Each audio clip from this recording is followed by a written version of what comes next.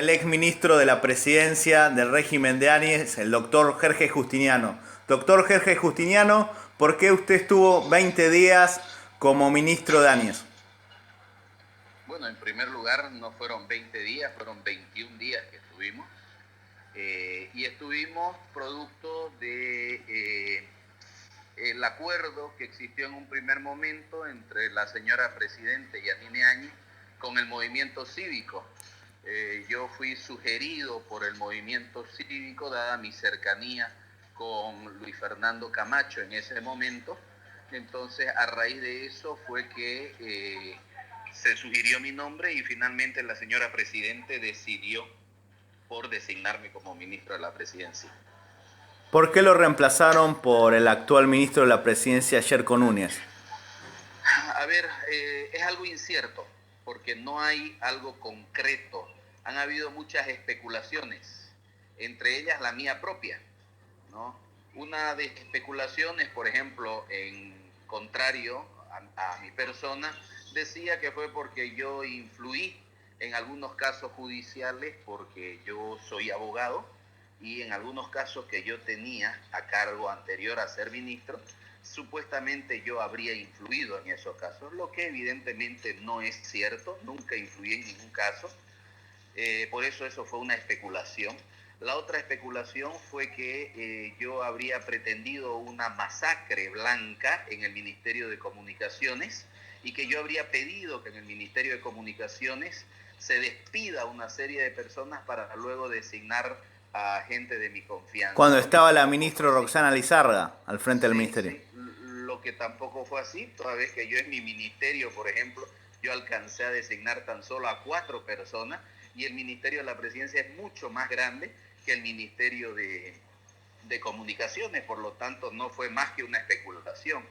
Y luego la otra especulación, como le dije, la mía propia, es que yo sostenía que la señora Presidente decidió postularse para presidente y que evidentemente el cargo del Ministerio de la Presidencia es el mejor ministerio para poder hacer campaña política. Entonces, por esa razón era que yo especulé eso. Al final y al cabo, de todas las especulaciones, la más acercada a la realidad, porque la realidad lo mostró que fue así, fue que la señora Presidente finalmente determinó ser ella misma candidata. ¿Usted considera, como dijo el presidente Carlos de Mesa, que es candidato por Comunidad Ciudadana, que Áñez está utilizando recursos del Estado, recursos de todos los bolivianos para su campaña política? Estoy totalmente de acuerdo con esa frase. En este momento, fíjese usted que los candidatos, todos los candidatos están impedidos de hacer campaña por este tema del coronavirus. No se están realizando ningún tipo de actos públicos. Sin embargo, la señora, además por un mandato legal en Bolivia, la publicidad electoral en medios de comunicación está Rige a partir del limitada 3 de abril, solamente ¿verdad? al último mes, sí, del 3 al 27 de abril, es decir, nadie puede hacer apariciones en la prensa, pero si miramos las apariciones que hace la Presidente en los medios de comunicación, es prácticamente cada 2, 3 minutos hay una aparición de ella O en sea, la prensa. es pasible de recibir una denuncia por violar la ley electoral en Bolivia. En mi criterio creo que sí, porque lo de ella es más una campaña electoral que una campaña de prevención o profiláctica de la difusión del virus, ¿no es cierto? Por ejemplo, usted como abogado estaría dispuesto a denunciar a Áñez por este tema electoral. Yo creo que existe suficiente, como se dice en materia legal, materia justiciable. ¿Qué nos puede decir de lo que llama la comunidad internacional? No es un invento de los seguidores del movimiento del socialismo, lo ocurrido en Sencata y Sacaba como masacres. Usted era ministro de la presidencia cuando ocurrió estos hechos. ¿Qué nos puede decir al Sí, respecto? sí. A ver, hay un elemento que hay que considerar. Cuando nosotros asumimos el cargo de ministro y el gabinete nuevo de la presidenta Yanine Áñez, una de las primeras decisiones que tomamos y que asumimos fue autorizar la salida del ejército a las calles. ¿Por qué se autorizó la salida del ejército? Porque la Policía Nacional, que es la encargada del orden interno, ya había indicado que ya no tenía capacidad de contención. qué no tenía capacidad de contención? Porque se le habían acabado, es decir, se habían terminado las armas químicas o que se llaman armas fumígeras. Los gases, no tenía, exacto, no tenía gases para poder hacer una labor efectiva de contención, y el ejército sí la tenía. Entonces se autorizó la salida. ¿No hay que pedir una autorización de la Asamblea Legislativa Plurinacional? No es necesario, porque además la propia Constitución de Política del Estado establece Lo faculta que el Ejecutivo. lo faculta, no, y faculta a las Fuerzas Armadas inclusive a salir en caso de convulsión social. Entonces, ¿pero qué es lo importante? Que las Fuerzas Armadas tienen un armamento de reglamento, que solo única y exclusivamente utilizan ese tipo de armamento. Ninguno de los muertos en Sacaba tenía heridas de esos armamentos. Lo que quiere decir que ninguno murió a manos de militares. Hubo enfrentamientos de gente que sí estaba armada, ¿no? Hubo algunos muertos con armas de bajo calibre, que no son armas que utiliza ni el ejército ni la policía. Por lo tanto, tenemos que llegar a la conclusión que no murieron a manos de la policía ni del ejército. Por lo tanto, no se puede afirmar que hubo una masacre. Hubo enfrentamientos, hubo riesgo. Pero por la cantidad de muertos y sobre todo de heridos, y se especula que hay desaparecidos, ¿la figura jurídica no es masacre, doctor? No, ¿por qué? Porque fíjese usted que si bien es cierto, una vida es una vida y tiene un valor incalculable, pero masacre, la cantidad de muertos que hubo fueron paulatinamente ascendiendo. No fueron un solo día en un enfrentamiento, y además no eran enfrentamientos entre la policía y el ejército, sino que eran enfrentamientos inclusive entre ciudadanos mismos. Por eso fue que se llegó a hablar y se llegó a mencionar el término guerra civil. La guerra civil se da cuando hay un enfrentamiento entre civiles.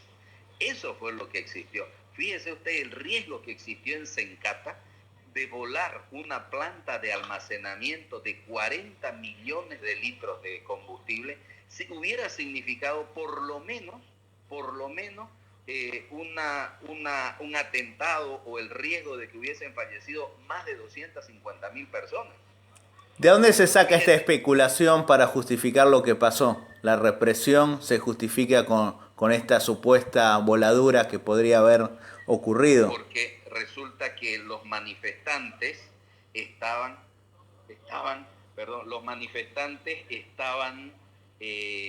apostados en el muro perimetral de la planta de Sencata, y llegaron a tumbar el muro.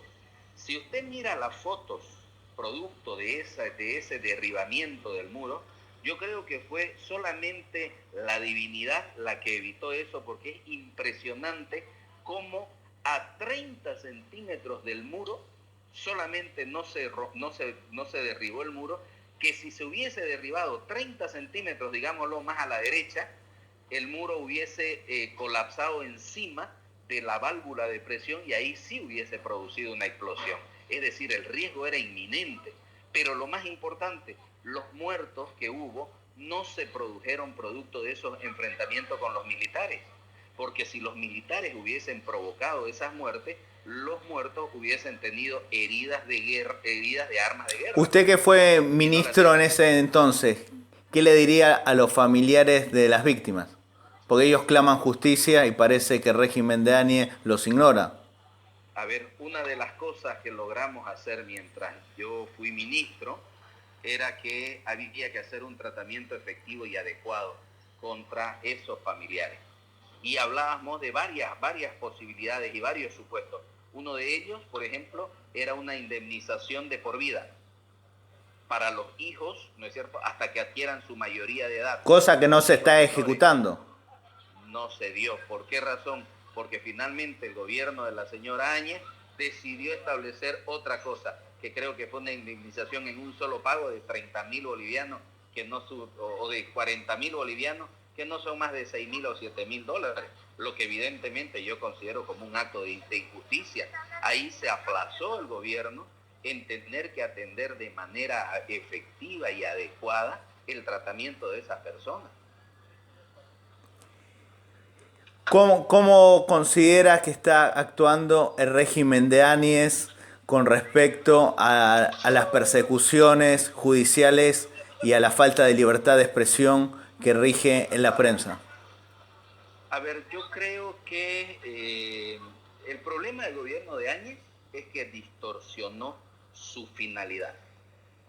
Ese gobierno, de acuerdo con la Constitución, debía tener una finalidad. La finalidad de ese gobierno es que debía ser un gobierno de transición y no un gobierno electoral y de campaña. En el momento que se preocupa por tener adversarios políticos, entonces ya su gestión ya no es de administración pública, sino de gestión política. Y ese es el problema que tiene. El gobierno del MAS se caracterizó por una cosa, se caracterizó por hacer gestión política con la administración pública. Y ahí se equivocó porque también el gobierno del MAS persiguió políticamente a sus adversarios políticos, persiguió judicialmente a sus adversarios políticos. Lo que hace ahora el gobierno de Áñez es equivocarse, al igual que se equivocó el MAS, y en vez de tener un gobierno de gestión pública, tiene un gobierno de gestión política, que lo que está empecinado en hacer es campaña política. Y por eso es que le interesa perseguir a los adversarios políticos que tiene y acallarlos. Yo no creo que haya un acallamiento, si vale el término, a los medios de prensa. Porque lo Se que hay cerraron en los muchas medios radios de prensa comunitarias en la gestión de la ministra Lizárraga.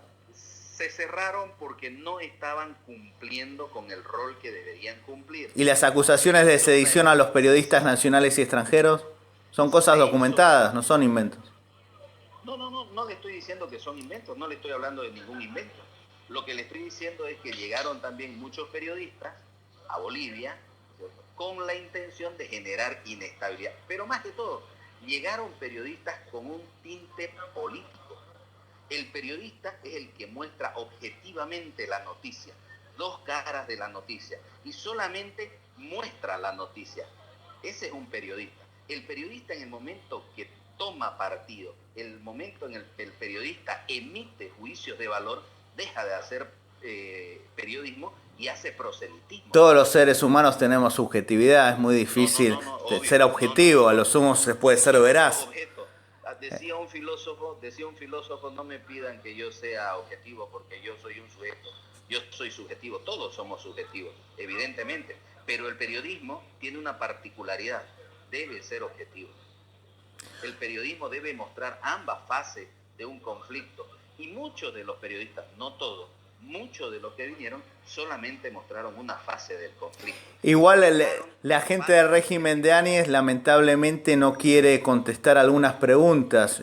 Yo fui víctima de que me hayan cortado la llamada al hacerle preguntas puntuales. Por ejemplo, el ministro Arturo Murillo, cuando le pregunto cuánto ganaría la hermana como cónsul de Miami, se enojó y me cortó, y esto es una información pública. O cuando le pregunté a la señora Pinker por qué Áñez llamó salvaje a sus compatriotas bolivianos, a los seguidores del presidente Morales, se ofuscó y también cortó. O sea, es muy difícil lograr una objetividad con gente que está a la defensiva y que demuestra agresividad.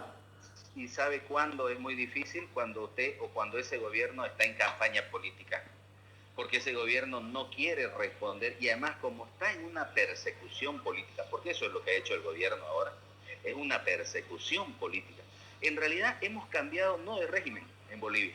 En Bolivia lo que hemos cambiado es de las caras de los que tienen el mismo régimen. Hemos cambiado de color. Igual la gran diferencia es que Evo Morales tenía la popularidad y la aceptación del pueblo boliviano y esta señora no. ¿Quién la votó para presidente? Obviamente, yo también creo eso. Por O eso sea, es no se que puede comparar las dos cosas, doctor. no, pero son dos regímenes iguales en este momento, porque los dos ostentan el poder y los dos hacen persecución política. La última pregunta, doctor. Se dice que en su país el que gobierna realmente es el ministro de gobierno, el ex senador Arturo Murillo, y no así la señora Áñez. Usted que fue ministro y compartió gabinete con el señor Murillo, ¿qué nos puede decir de quién es este personaje que dicen que maneja los hilos de Bolivia? Mire, yo lo que le puedo decir es que fuera de 3 o 4 ministros de áreas específicas, como el área económica, por ejemplo, ¿no? que son 3 ministros que tienen el área económica. Fuera de esos 3 ministros, a los que yo sí le encuentro personas de destacado nivel intelectual y teórico y práctico, fuera de ellos, en ese gabinete no encontré mayores luces, y menos aún en la presidenta. ¿A quién se refiere de la gente más capaz? ¿A la doctora Longarí?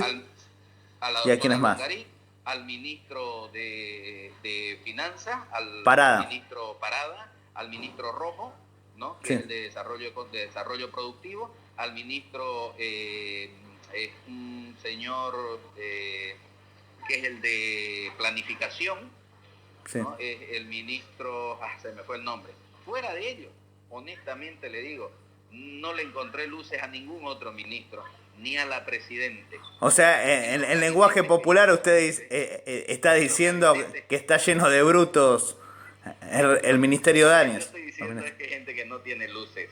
No me atrevo a decir que esté lleno. Por eso, en lenguaje coloquial le digo. No lo sé, no lo sé. Lo que yo sí sé es que los gabinetes que yo participé, que no fueron más de 2 gabinetes formales y uno informal, digámosle así, ni siquiera la presidenta dirigía los gabinetes. ¿Quién lo dirigía? El gobierno. Circunstancialmente terminé dirigiéndolo yo. Circunstancialmente, porque eran sobre casos específicos del conflicto. No sé si usted recuerda que hubo una reunión amplia que hubo en el Palacio de Gobierno, donde participaron varios sectores sociales, una mesa de aproximadamente unas 150, 170 personas aproximadamente, que esa reunión debía dirigirla la señora presidente. Sin embargo, termino dirigiéndola yo. ¿Por qué? Porque ella se sintió un poco dolorida de la cabeza y se retiró, ¿no? Entonces, como esas situaciones, hubo varias otras situaciones. Por eso, usted no me diga, o mejor dicho, yo le digo que lamentablemente la presidenta ni estos ministros tienen las luces suficientes. Por eso es que creo que el gobierno está siendo llevado de la mala manera como está siendo llevado. Por eso es que usted se encuentra con ministros que cuando le hace una pregunta se ofuscan y le cuelgan el teléfono. Por eso es que no tienen la capacidad de poder responder. Porque dígame, ¿qué le hace a un ministro responder cuánto gana su hermana si es el sueldo que está establecido de acuerdo a los requerimientos? A menos que, obviamente, también eso llamaría a la susceptibilidad que se le hubieran subido el sueldo. Sí, es difícil ejercer el periodismo en su país. Sí, desde hace unos 15 años es muy difícil ejercer el periodismo en Bolivia. Muchísimas gracias, doctor. Muy amable.